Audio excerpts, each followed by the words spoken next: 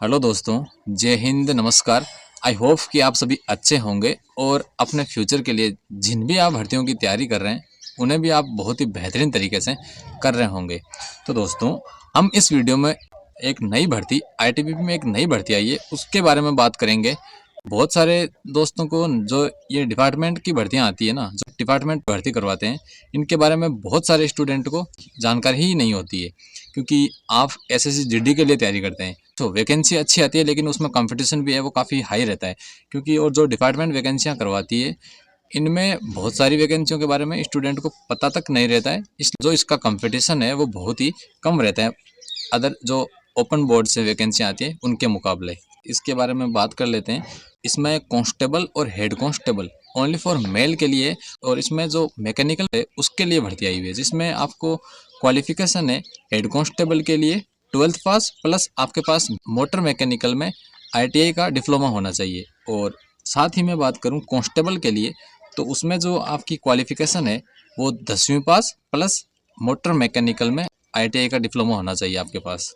और इसमें कितने पद आए हैं, तो हेड कांस्टेबल के लिए जो पोस्ट है वो ओनली 7 आई है, और कांस्टेबल के लिए मात्र 44 पद आए हैं। इसके जो फॉर्म है वो 24 दिसंबर से शुरू हो चुके हैं, और इसकी जो लास्ट डेट है वो 22 जनवरी रहने वाली है। तो अगर आप एसएससी जीडी या दिल्ली पुलिस जैसी भर्तियों की तैयारी करते हैं और आपके पास अगर मोटर मैकेनिकल का डिप्लोमा है, तो आपको इस भर्ती का फॉर्म ज़रूर अप्लाई करना चाहिए। अगर आप उन भर्तियों में सिलेक्शन के लिए जितनी तैयारी कर रहे हैं, इन महीनों में आप इस भर्ती अपनी सीट है वो आराम से कंफर्म कर सकते हैं। और आगे हम इसके सिलेक्शन प्रोसेस की बात करें तो इसमें 3 फेज़ होने वाले हैं। जो फर्स्ट फेज़ है, आपका पहले फिजिकल करवाया जाएगा, जिसमें पीईटी होगी और पीएसटी होगा। पीईटी में आपसे 1600 मीटर की रनिंग होगी, जिसमें आपको 7.5 मिनट का टाइम है वो दिया जाएगा। उसके बाद आपका लॉन्ग जंप होगा, जिसमें आपको 11 फीट लॉन्ग जंप करना होगा, जिसमें 3 चांस दिए जाएंगे। और उसके बाद 3.5 फीट हाई जंप होगा, जिसके लिए भी आपको 3 चांस है वो दिए जाएंगे। और आगे जो सेकंड फेज है उसमें आपसे ओरिजिनल डॉक्यूमेंट के साथ आपका वेरिफिकेशन किया जाएगा। और थर्ड फेज में आपका रिटन एग्ज़ाम होगा, जिसमें आपसे 100 क्वेश्चन पूछे जाएंगे और आपको इनको हल करने के लिए 2 घंटे का समय मिलेगा।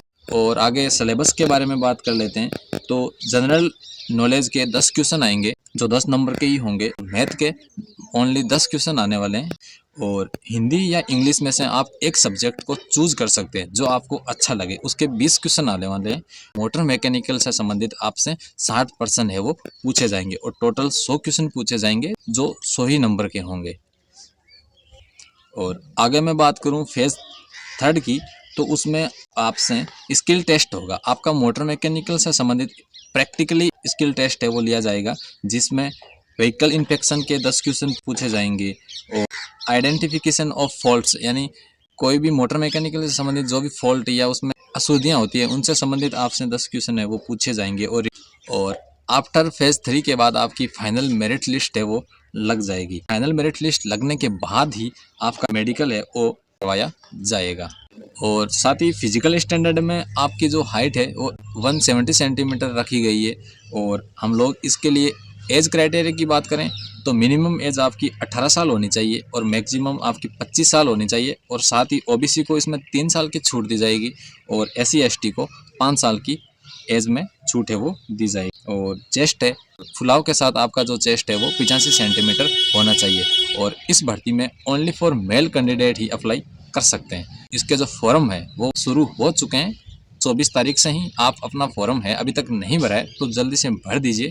और लास्ट डेट है, आप इसको ध्यान में रखें, 22 जनवरी है। थैंक यू दोस्तों, मिलते हैं किसी नेक्स्ट वीडियो में किसी नई अपडेट के साथ। और आपको इस भर्ती से संबंधित कोई भी जानकारी चाहिए तो आप कमेंट बॉक्स में कमेंट कर सकते हैं, या आपके क्वेश्चन का जवाब देने की पूरी कोशिश करूँगा। थैंक यू दोस्तों, जय हिंद, जय भारत।